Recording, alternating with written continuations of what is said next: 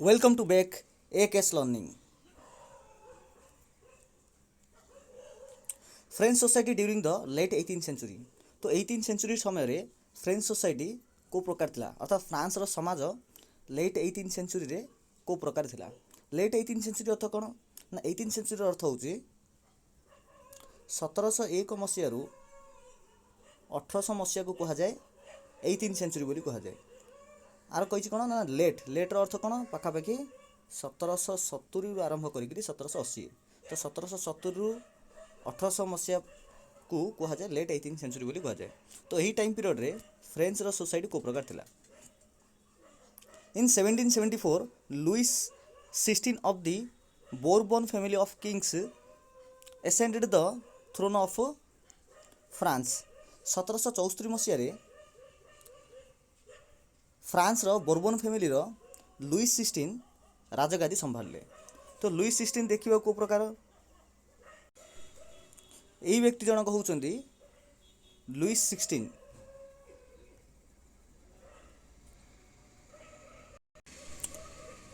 सतरश 74 मसीह Louis 16 राजगादी संभाले। तांकर केउ फैमिली रो बिलोंग करथिले ना बोरबन फैमिली रो बिलोंग करथिले।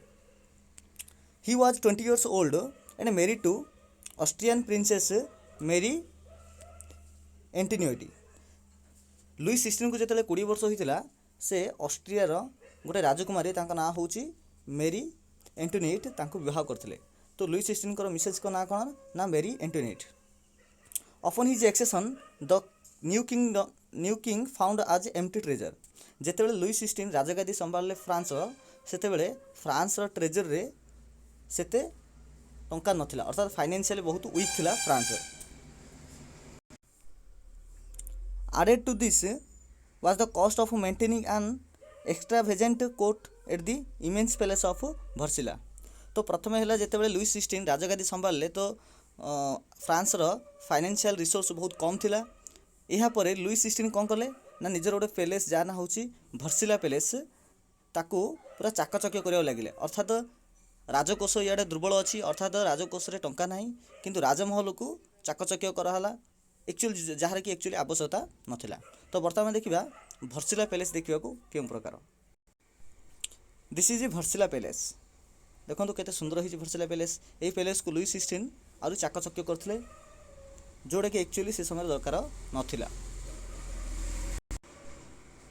Under Louis 16 France helped 13 American colonies to gain their independence from the common enemy Britain. France रे जेतेबेले लुइस 16 राजा थिले से समय रे हमरो जो अमेरिका अछि जहाँ को आम बर्तमान यूएसए बोली कहूचे। तो सेतेबेले यूएसए 13टा कॉलोनी होगी थिला कार ना ब्रिटेन रो। आ से समय फ्रांस रो विरोधी किए थिला ना ब्रिटेन अर्थात ब्रिटेन जी कि अमेरिका को निजर कॉलोनी कर रखिथिला। या सहित ब्रिटेन मध्य कार विरोध थिला ना फ्रांस रो विरोध थिला। तेणु फ्रांस रो लुइस 16 राजा अमेरिका को इंडिपेंडेंट करिबारे साहाय्य करथिले का एगेंस्ट ना ब्रिटेन रो against. The war added more than a billion livres to a डेप्ट that had already risen to more than 2 billion livres. जेतेबेले अमेरिका को साहाय्य कले लुइस 16 से समय रे फ्रांस ऊपर ऑलरेडी 2 बिलियन रो लोन थिला।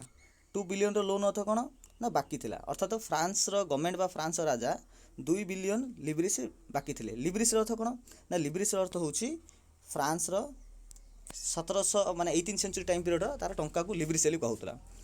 तो 2 बिलियन अच्छा कहले 1 बिलियन इक्वल केते ना 1 बिलियन इक्वल टू 100 करोड़। तो 100 करोड़ को कहूँ 1 बिलियन से 2 बिलियन अर्थ कौन 200 करोड़ बा 200 कोटी। तो 200 कोटी लिवरीज बाकी थिला। आ जेतेबेले फ्रांस अमेरिका को साहाय्य कला ब्रिटेन ठारू इंडिपेंडेंट पाइबा पई तो ऑटोमेटिक फ्रांस ऊपर आउ 1 बिलियन रो लोड पड़ला अर्थात बाकी है। Lenders who gave the state credit. Lender अर्थ कौन ना जो माने कि बाकी दौले राजा को अर्थात फ्रांस देश में एमती भी किसी लोक थे जो माने कि राजा मत अधिक धनी थे तो जो माने कि राजा को बा फ्रांस को बाकी दौले। तो lenders who gave the state credit जो माने फ्रांस को बाकी देवार now began to charge 10% interest on loan. तो से बर्तमान राजा केते परसेंट इंटरेस्ट पकेले ना 10% interest पकेले। So the French government was obliged to spend an increasing percentage of its budget on interest payment alone. तो यहाँ द्वारा कौन होला ना फ्रांस गवर्नमेंट बा फ्रांस राजा जो वार्षिक खर्च पर गोटे आकलन बाहर करें जहाँ आनुअल बजेट बोली कहुए तो प्रति वर्ष केते खर्च हम तार एक पूर्व प्रस्तुति करा जाए जहाँ आनुअल बजेट बोली कहुए। तो सही आनुअल बजेट रे बर्तमान फ्रांस राजा लुइस 16 बाध्य होले कौन ना से आनुअल बजेट एक बड़ पैकेज को बड़ अमाउंट को लोन को रिपेमेंट देवाई खर्च करने से बाध्य होले। तो जदि मैक्सिमम अमाउंट जदि लोन को रिपेमेंट करिबारे जदि खर्च करा जाए लोन रो इंटरेस्ट देबारे जदि खर्च करा जाए तो लोक मानकर मंगल पई जो टंका खर्च हो पारथांदा ता ही परिबो नाही। To meet its regular expenses किंतु राजा को तो निजर रेगुलर एक्सपेंस करार अच्छी रेगुलर एक्सपेंसेस अर्थ होची रेगुलर काम जिमिति कि राज दरबार चलेबा हो किंबा प्रजा मानकर मंगल पई किसी काम करबा हो किंबा आर्मी मानक सैलरी देबा हो किंबा अन्य भी किसी काम हो कि जो यूनिवर्सिटी अच्छे यूनिवर्सिटी जो मैंने एम्प्लॉय अच्छे से सैलरी देबा हो तो एथिपाई राजा बाध्य होले टैक्स को इनक्रीज करने। Yet even this measure would not have sufficed जदियो ये जो मेजर निया जाइथिला राजा द्वारा ताहा एक्चुअली सफिशिएंट भी नथिला। सुफिसाइड अर्थ होची सफिशिएंट। तो ये जो टैक्स जो वृद्धि कराला ता प्रकृत रे भी सफिशिएंट नथिला राजा को उपयुक्त अमाउंट रो टंका देबा पई। French society in the 18th century was divided into 3 states. French society 18th century time period रे 3टा स्टेट रे डिवाइड होता अर्थात 18th सेंचुरी टाइम पीरियड रे फ्रांस रो लोक मानू 3 कैटेगरी कराइला बा 3टा स्टेट रे डिवाइड कराइला। तो देखिए बर्तमान से जाक कौन कौन देखु। प्रथम स्टेट होउचंदी क्लर्जी जो माने कि सबुठुर पावरफुल पर्सन अटंती फ्रांस रो 18th सेंचुरी टाइम पीरियड रो। सेकंड आउचंदी कि नोबिलिटी पर्सन। थर्ड आउचंदी यही 3 कैटेगरी होउचंदी थर्ड स्टेट रे आसीबे। तो प्रथम स्टेट किए आसे ना क्लर्जी। क्लर्जी अर्थ कौन ना जो मैंने जो चर्च ख्रीस्टान मानकर जो मंदिर को आम चर्च कहते से चर्च जो मैंने कम करती से क्लर्जी कहुए। नोबिलिटी अर्थ कौन ना राजा दरबार में जो मैंने कम करती बड़ बड़ पर्सन से नोबिलिटी कहुए। थर्ड स्टेट किए ना बड़ बड़ businessman merchant court official and lawyers. तो ये जाक होती थर्ड स्टेट गोटे पार्ट आउट होचन चाषी एवं आर्टिसान। आर्टिसान अर्थ कौन ना जो मैंने किसी चित्र करते किसी मूर्ति तैयारी करती जो मैंने पाखे किसी कला अच्छी से आर्टिसान कहीपर। तो पिजेंट आर्टिसान्स होचन थर्ड स्टेट। तास small peasants landless labour and servant चाकर जहाँ पाखे जमी ना तास छोटिया चाषी एम भी थर्ड स्टेट आउट। तो यही 3 स्टेट भितर सबुठ अधिक पावरफुल होचन क्लर्जी। सेकेंड आउट नोबिलिटी। तो एम पूरा धनी अटंती। जो थर्ड स्टेट रे जो 3 कैटेगरी अच्छा आ भितर ये जो प्रथम कैटेगरी कहला जो big businessman merchants court official lawyers एमाने टिके पावरफुल अटंती अर्थात एमान पर किसी पैसा पत्र अच्छी जमबाड़ी अच्छी किसी पावर अच्छी किंतु स्पेशली जो peasant artisan and small peasants एमाने बहुत दुर्बल श्रेणी अटंती। तो दुर्भाग्यर कथा जदियो यही 2 कैटेगरी अधिक धनी अटंती किंतु यही 2 कैटेगरी उपर कौन टैक्स पड़ियार ना अर्थात राजा निजर डेली कार्य को राज्यर डेली कार्य को मेंटेन करने जो टैक्स लगेबार प्रजा मान ताहा केवल यही थर्ड स्टेट रोकवा लोक मान लगेबार यही 1 और 2 नंबर वाला उपर लगेबार नहीं। तो केते डिस्क्रिमिनेट होता देख कि आजिका टाइम रे से प्रकार हुए। आजिका टाइम रे कौन हुए ना जी अधिक टंका इनकम करथिबो सी अधिक टैक्स देबो आ जे कम रोजगार करथिबो कम इनकम करथिबो ताकू कम टैक्स दिए। तो वर्तमान गवर्नमेंट बहुत भल अटे जेहेतु आम देश गोटे डेमोक्रेटिक कंट्री अटे।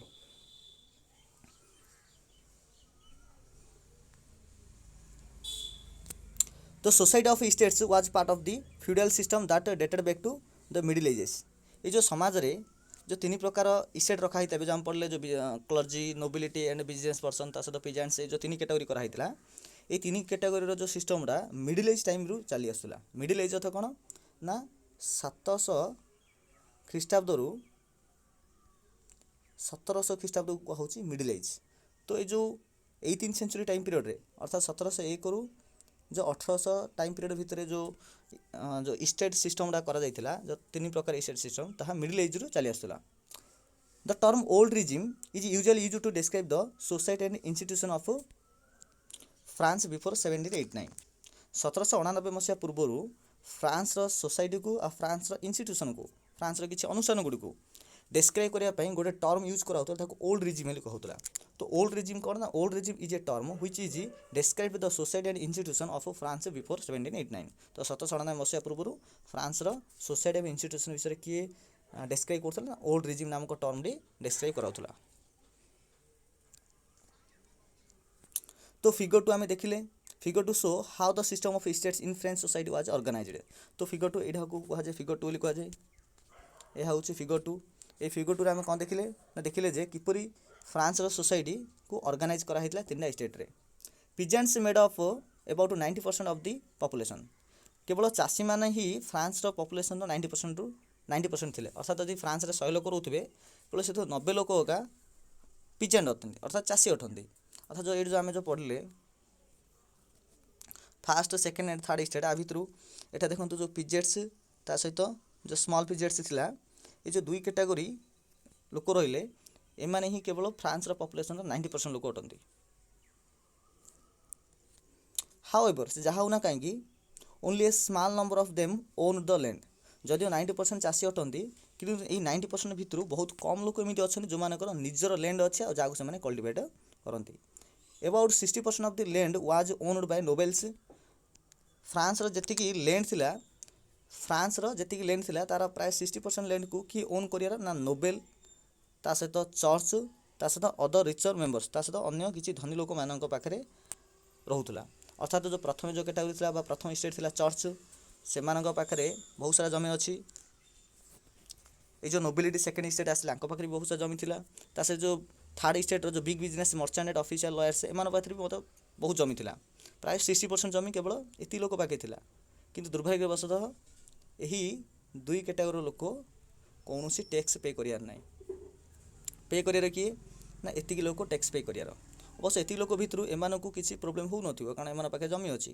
किंतु एमान अवस्था कौन होइथिबो, एमान पाखे निजर जमी नाही, ता सहित राज्यर बा देशर जेतिकी खर्च केवल एतिकी जोटा मुझे पिंक कलर द्वारा रिप्रेजेंट करुच्ची, एतिकी लोक ही देबार। आ एतिकी लोक को किसी तो प्रोब्लेम हो नथिबो, आ एमाने खाइबे पीबे मात्र किसी टैक्स देबे नाही।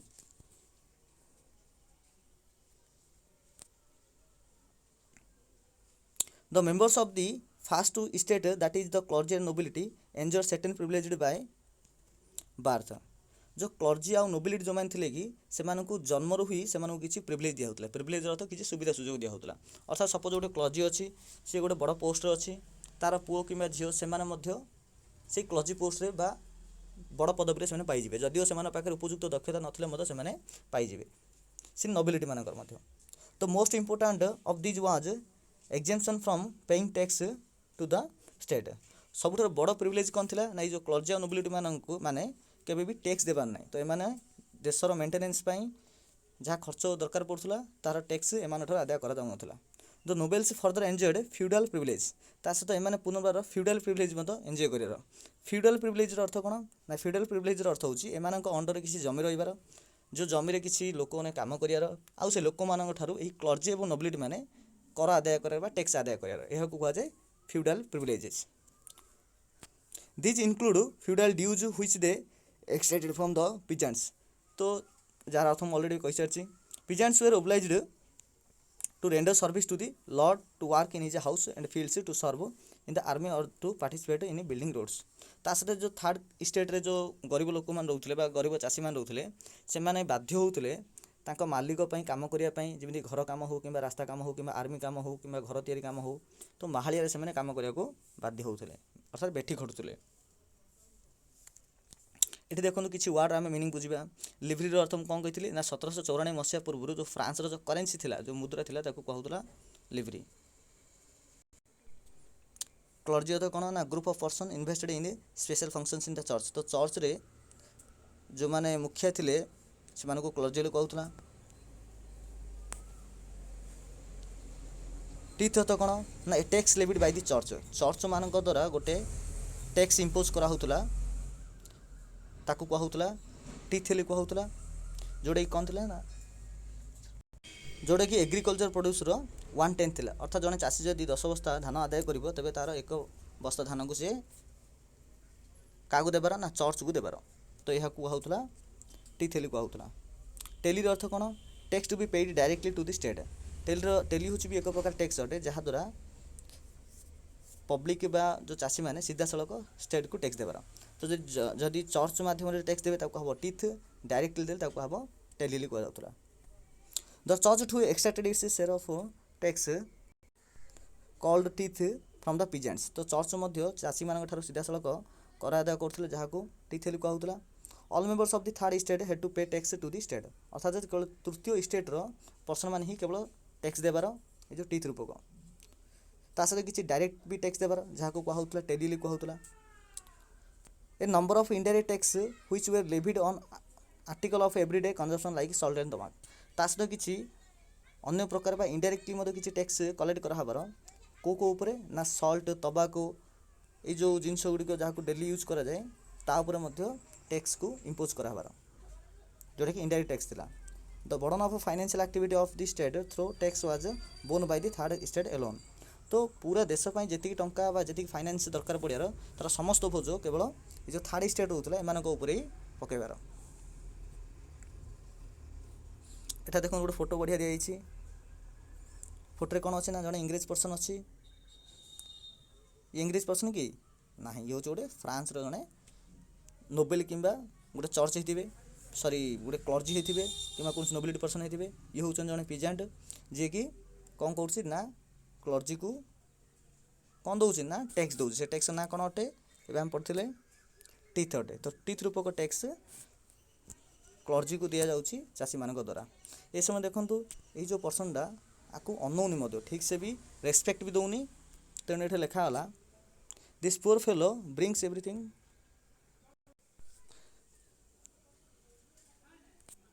Grain fruit money salad the fat lord sits there.